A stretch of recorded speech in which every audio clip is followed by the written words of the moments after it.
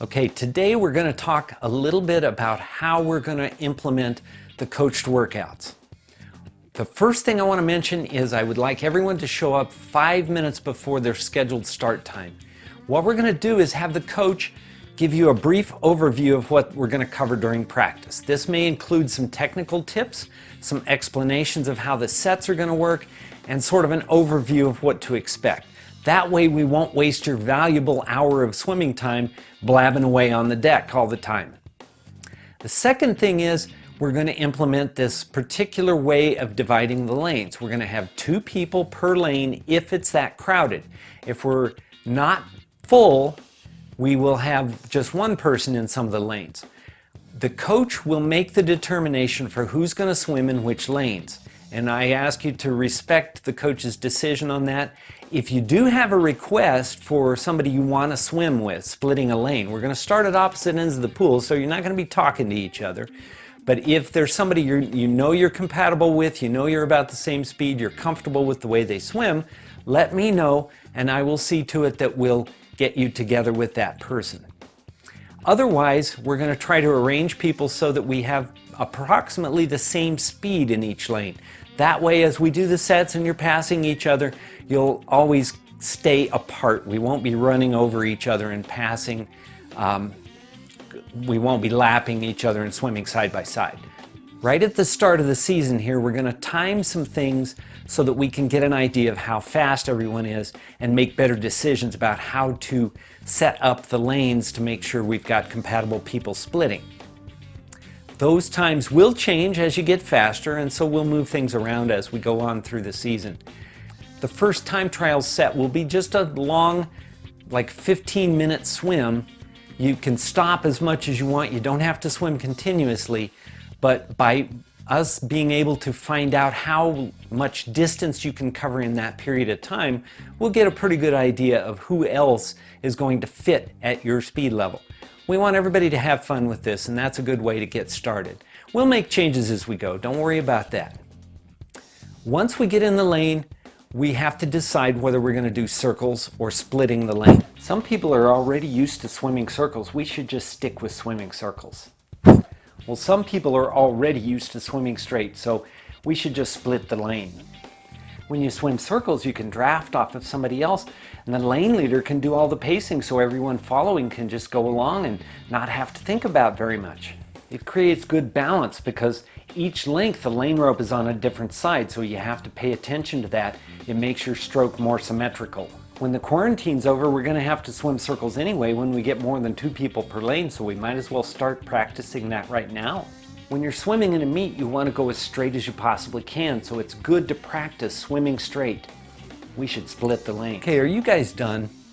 All right. I hate to tell you this, but we are going to split the lanes here. We've only got 2 per lane. Once the COVID restrictions are removed, we are going to go back to circle swimming if we end up with more than 2 people per lane. So be prepared for that. But for right now, we're doing splits. That means that each person will get one side of the lane. So we're going to have the person starting from the shallow end start on the left side of the lane. Actually, everybody will be on their own left side of the lane. But lane 1, that person will swim near the wall. Lane 2, they'll swim near the first lane rope, and so on. So the opposite person will be on the other side of the lane, and we will pass each other as we go. Here's some of the things we're going to think about while we're splitting the lane. The first thing is safety is priority 1.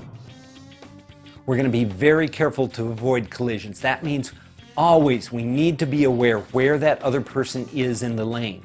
If they're not coming at us, if they're far away, we can move away from the lane rope on our side. And that's a good thing to do because it really hurts if you smack your fingers into that lane line. It's also going to be something we'll watch out for when we leave the wall, making sure as you're underwater and your head's down and you're streamlining off the wall, you're aware that you're not going under the lane rope into the opposite lane.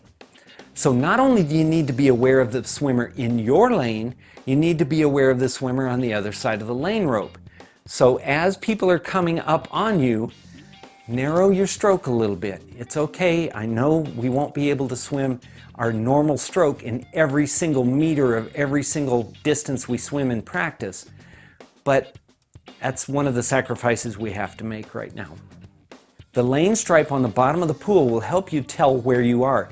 If you see yourself right over the top of that lane marker, the stripe on the bottom, you're going to run into that other person. So let's make sure we stay completely to the side of that lane marker. Again, watch out for the rope that's going by your side, especially when we do butterfly and backstroke. You need to really kind of look around and make sure you know where you are in the lane. This is very important. We don't want anybody running head on into anybody else. We don't want anybody catching fingers in the lane lines or smacking into the wall or any of those kinds of things. So be careful. If that means you have to slow down a little bit, that's okay for this part of the season. We'll get our speed back once these restrictions are gone and we can really open it up and swim in a more aggressive fashion. Another thing to think about is when you're passing someone, it's a good chance to breathe to the opposite side. So if somebody's coming by over here, I don't want to be breathing this way. I'll go ahead and take a breath on my other side. If they're coming over here, I'll breathe this way. That way we won't be blowing our exhaled breath onto each other. Similarly, when you're at the end of the lane, resting between sets, if you feel the urge to sneeze or to cough, duck underwater. Just drop in the water, take your cough, make your sneeze, and the chlorine in the pool will take care of all those bad germs that come out. We don't want to be putting things into the air where other people can breathe them. So anytime you're puffing and panting, make sure you know what direction you're pointing so you're not breathing directly on someone else. That also means when you're resting, you're staying next to your lane rope. So the person in the next lane is going to be next to their lane rope on the far side, so we'll maintain that more than 6 foot distance between us. If you have any questions about any of this, please let me know or talk to any of the coaches or any of the board members, and we will be making changes as we figure out what works well and what doesn't. Thank you for your participation. Thank you for your patience with all this process, but we're going to make it work and we're going to have a lot of fun. I'll see you at the pool.